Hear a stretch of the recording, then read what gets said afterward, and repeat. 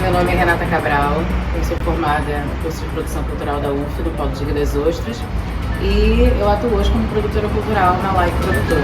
Eu já era da arte, já tinha formação em teatro e sou cantora, então foi o curso aqui em Rio das Ostras que eu pensei, é o que tem mais a ver comigo, que foi aberto, né, na universidade gratuita, produção cultural. E depois que eu entrei, me apaixonei. Comecei a entender o outro lado, meio que um lado dentro e fora do palco, né?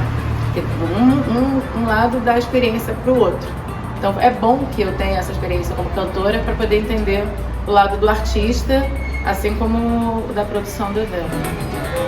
Hoje o mercado é muito assim, né? Os artistas independentes, eles precisam criar também mecanismos de autoprodução para poder chegar, fazer seus próprios materiais, montar seu release, seu rider, fazer sua divulgação, gravação de vídeo, postagem de divulgação dos seus shows, gestão da sua própria carreira, até que eles alcancem um determinado ponto que eles consigam ter pessoas trabalhando para a carreira deles. Depois que a gente passa a determinadas políticas públicas de cultura acontecerem, as pessoas conseguirem se identificar que cultura não é só arte, intelecto, tem um conceito muito maior. A pessoa de um terreiro se identifica, não, eu sou uma pessoa, eu sou uma agente cultural também. E aí, com isso, a partir desse entendimento de cada um, às vezes um pescador artesanal fazendo uma rede, ele começa a se entender, esse daqui é um saber, é a minha cultura. Porque até então ele não se pensava como um agente cultural. Então, a partir desse movimento que eu fiquei muito ali engajada, eu segui com isso nos anos posteriores, 2014, 2015, foram anos de construção para essas leis do Sistema Municipal de Cultura, em que eu participei como uma representante desse fórum. Então eu chamava as reuniões, organizava, junto com o professor Hernani da UF, no planejamento estratégico.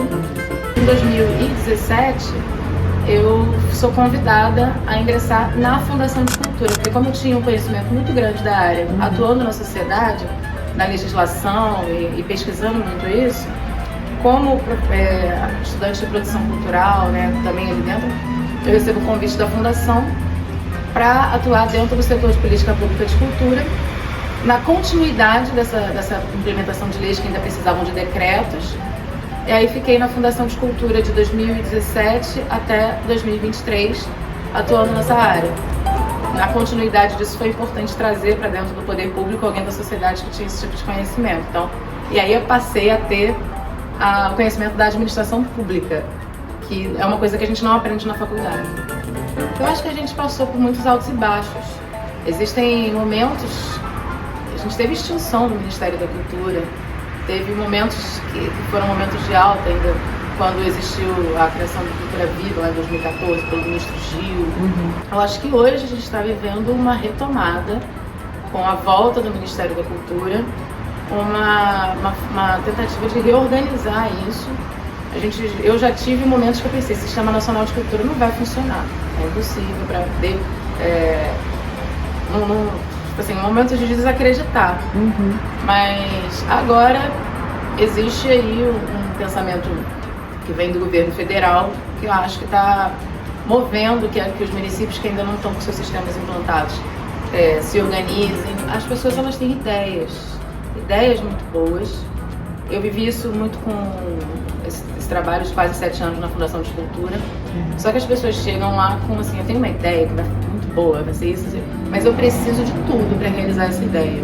Preciso do som, preciso do cachê da música, preciso do espaço, da luz, do banheiro químico, da trilha para o backdrop e também preciso de um prêmio.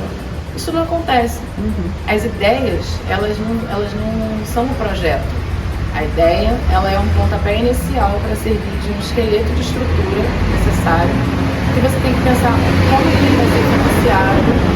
Vai ser financiado através de uma lei de incentivo, de um edital, de um patrocínio direto. Hoje, para você pensar um projeto, se você quiser pleitear edital, você tem que estar antenado com a acessibilidade, com ações afirmativas, com tudo que o Decreto de Fomento Federal indica. Então você também não adianta ter uma boa ideia sem que você abarque tudo que é um caminho que está sendo orientado hoje para um projeto existir. Eu acho que a produção ela prevê, a gente tenta prever tudo que pode dar errado, mas é impossível você dar conta de tudo antecipado, porque imprevistos acontecem. O maior desafio de um produtor também não envolve exatamente a execução do evento em si, envolve o pré desse evento. Envolve justamente captar como é que você vai resolver. Então, às vezes eu chego, tá todo mundo feliz, tá dando tudo certo, super lotou, palco. E eu tô pensando, essa gente toda aqui, não pode acontecer nada de errado com ninguém. O desafio mesmo é concretizar ideias. Você saber os caminhos que você tem que seguir e como que você consegue chegar na concretização dessas ideias. Muita coisa que acontece no meio do caminho que sempre tem solução. Por exemplo, se você às vezes você está no meio do caminho, assim, você tem prestações de contas para fazer daquele projeto. No caso do Festival de Ideias, ele tem o ANEI, ICMS e contrato com o Circuito Sesc. Então são 3 prestações de contas diferentes. E você às vezes se dá conta que o show está acabando e você não gravou libras ali na abertura daquele show e você precisa daquilo para prestação de contas. Ou então não passou... Tô falando uma questão até burocrática, né? Tem solução, você vai pegar a menina, volta aqui, vamos fazer a imagem para poder fazer a prestação. As soluções vão surgindo, vamos resolver isso. Como é que a gente resolve? A minha questão não quero saber do problema, eu quero saber da solução, como é que resolve isso. E tem momentos que você pensa, dessa vez não vai dar para resolver, mas sempre tem como resolver. Tá? Duas coisas assim, dentro da minha trajetória que eu levo muito para o coração. Uma é o projeto de extensão dentro da universidade mesmo, do Programa de Educação Patrimonial em Oriximiná, no Pará. Que aí eu tive a oportunidade de, pela UF, fazer 2 viagens para a Amazônia, ficar lá 1 mês imersa em comunidades e aprendi muito. E parece que aquilo mudou um pouco a minha percepção de cultura e de estudo, porque a gente tinha grupos de estudos semanais e dentro desse grupo de estudo eu ganhei um prêmio, primeiro lugar em cultura no Prêmio Josué de Castro, na semana acadêmica, né, porque você escreve artigos sobre aquilo. Isso daí me deixou... Eu tenho no meu coração, esse é um projeto de Oriximiná que sempre que eu penso assim, meu coração sempre, eu quero voltar em Oriximiná, quero encontrar aquelas pessoas de novo. E quando eu na universidade percebo que dá para fazer um evento com o apoio da prefeitura, tem mecanismos, porque quando eu entrei na UF, o primeiro período, ele era meio que obrigado a ser o realizador da festa junina da UF, existia isso antigamente. E quando eu entrei, eu fui colocada numa situação de, como eu era mais velha, porque eu já entrei com 27 anos, a galera tudo mais nova. Renata, eu coordeno isso daí, dessa festa junina. E tem que ir na prefeitura, tem que fazer ofício. Ofício? Que isso? Processo, tem que abrir. Tipo, era todo mundo novo. Fui pedindo ajuda para um, para outro. Consegui fazer tudo aquilo de abrir processo, ir nas secretarias. Captei patrocínio, na época captei patrocínio com a Devassa, que estava chegando na cidade. Consegui barraca, consegui mesa da Devassa, consegui pagar cachê dos músicos, palco com a prefeitura, fechamento de rua, ponto de luz. Tudo foi fluindo, bom. Estava no momento que ainda não tinha tido a crise do petróleo. E aí eu falei, vou fazer um projeto e vou apresentar para a prefeitura comigo bancando metade. Consegui captar patrocínios e levei um projeto que eu era responsável pelos cachês, pela logística, o camarim, e a prefeitura colocaria o som para mim. Era metade. E consegui fazer 2012, o ano inteiro, e 2013. O projeto consistia de todo o último sábado do mês, uma vez por mês, né? Na Lagoa do Iriri, que é um dos palcos até do Festival de Jazz, mas é pouco utilizado, acontecia a Música da Cidade, com 2 apresentações de bandas locais de Rio das Ostras e uma banda abrindo. E ali eu vi artistas de Rio das Ostras retomando seus trabalhos que estavam parados. Assim, eu tenho uma banda, mas não tenho lugar para tocar.